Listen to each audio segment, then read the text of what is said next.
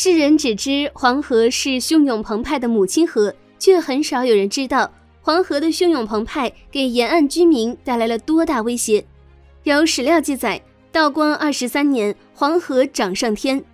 这是清朝道光年间发生在黄河流域最严重的洪水事件，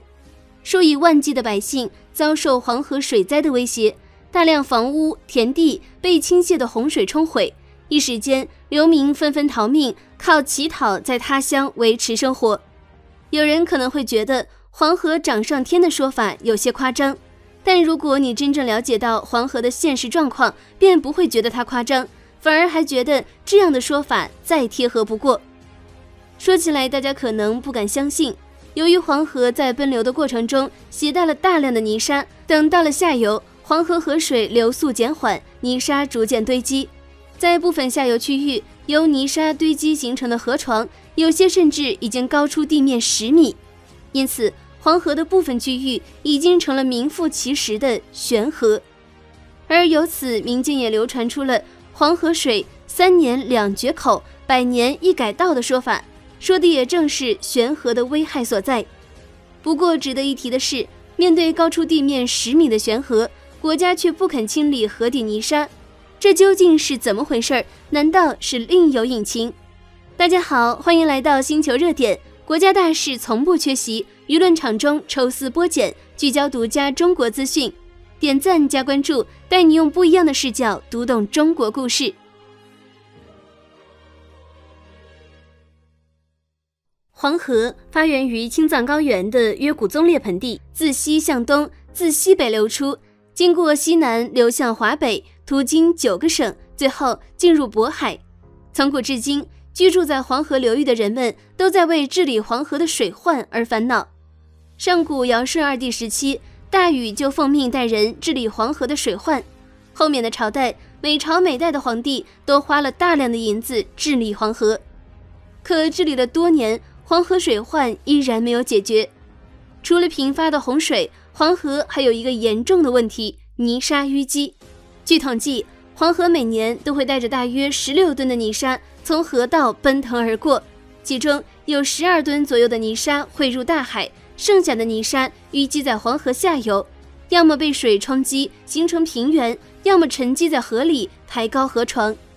仅黄河下游，从桃花峪到入海口这段长达768千米的流域，每年至少有4亿吨的泥沙会淤积在河道，越往下游淤积的泥沙就会越多，以至于在下游的部分区域，由泥沙堆积成的河床高度一度达到了高出地面10米左右的高度。当然，即便是黄河普通的下游区域，河床也会普遍高出地面3到5米的高度。黄河下游变成悬河，对附近居民最大的威胁就是小编一开始提到的3年2决口，100年1改道。面对黄河决口这样的自然灾害，普通人没办法，也只能默默承受，日复一日，年复一年。要么就是加筑河堤，预防黄河决口，但加筑河堤费时费力不说，一旦河堤崩溃，河堤加筑的越高，附近居民所受到的威胁就越大。不过值得一提的是，面对黄河下游淤积的泥沙越来越多，却很少有人采用清理泥沙的方式解决悬河的问题。说起来，古代技术有限，无可厚非，但即便到了科技如此发达的今天，国家也不肯清理河底的泥沙，这究竟是怎么回事呢？国家之所以不肯清理黄河河底的泥沙，真实原因其实并没有我们想的那样简单。有一个最贴合实际的原因，那就是黄河河底的泥沙就算是清理，也根本清理不完。前面小编提到了，黄河下游从桃花峪到入海口这段长达768千米的流域，每年至少有4亿吨的泥沙会淤积在河道，仅清理每年这4亿吨泥沙的困难程度就非常大，也就更别提黄河下游这数百年里累积的全部泥沙，少说也得有几百亿吨之多。不过话说回来，面对这样的困难，从理论上来说，中国是有能力克服的，但却没必要硬上。2018年底，天鲲号绞溪船就接受了清理黄河淤泥的任务。绞溪船主要用于吹填工作，适合挖土质较松软的沙质土和河底淤泥。天鲲号船长度为140米，宽度接近28米，是目前亚洲最大的重型自航绞吸船，最深能挖到35米深，特别适合为黄河清淤。天鲲号每个小时的挖沙量达到7500立方，在黄河持续工作了3个月，清理了不少的河底淤泥。但问题来了，我们就算将黄河下游淤积的泥沙都清理掉，只要黄河上游还存在水土流失的情况，大量泥沙被黄河水冲走，下游依然还会有新的泥沙淤积。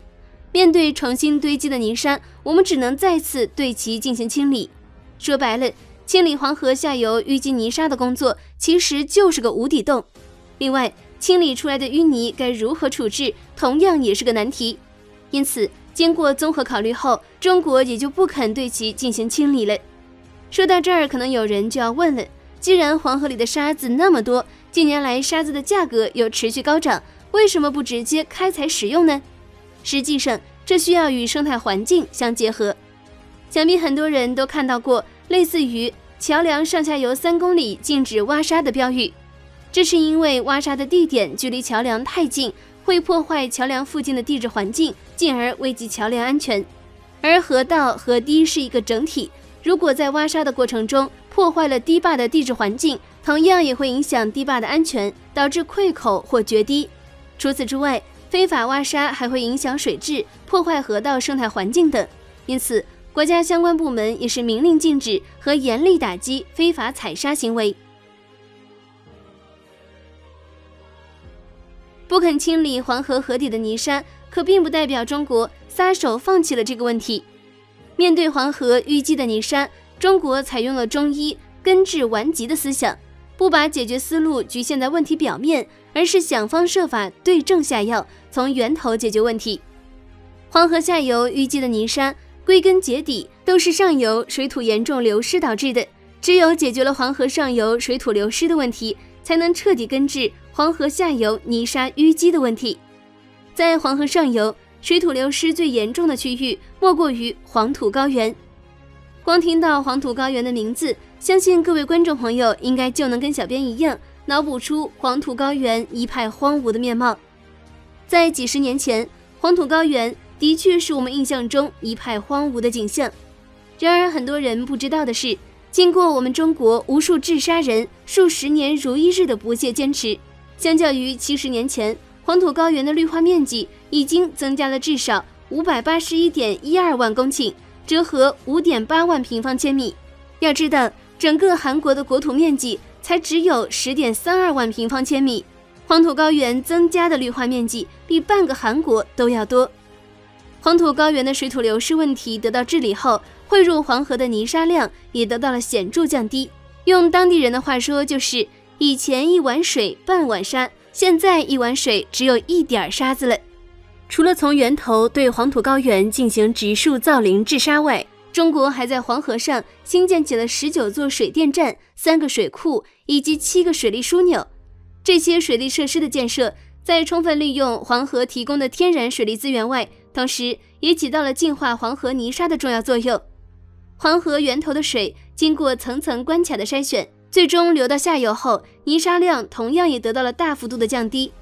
2017年时，《瞭望周刊》就报道过桃花峪河口成为清水河。位于黄河中游的潼关水文站也于2021年发布数据称，黄河的含沙量低于每立方米800克了，国家的清淤工作成效非常明显。2022年1月份，黄河三门峡水库的清淤试点工程拉开帷幕，一艘代号为浚河007的绞吸船开始下河工作，再次为黄河清淤。此次试点成功，将来小浪底水库和黄河中上游也会逐步开展清淤工作。总的来说，解决黄河泥沙淤积的问题，最大的功臣其实还是治沙人。倘若没有治沙人数十年如一日的付出，就算黄河上新建的水利工程再多，最终也会因黄河水泥沙太多而变得不堪重负，也就更别提通过水利工程来净化黄河水了。当然，治沙人植树造林，造福的不仅仅是黄河水，更是造福了中国的一方土地、大片江山。而在这背后，他们所要承受的孤独、困苦，却是我们普通人难以想象的。对于我们普通人来说，面对风沙滚滚的戈壁滩，别说是在这里数十年如一日的植树造林了，就是在这里简单生存下去都是难题。因此在最后，小编建议大家一起给默默奉献的治沙人点个赞，他们才是真正的英雄。好了，今天的内容到这里就结束了。最后，如果你喜欢小编的影片，还请大家多多点赞转发，让更多的人一起见证中国进步。关注我的频道，这样既能回顾往期视频，又不会错过之后的精彩内容。那我们下期节目不见不散。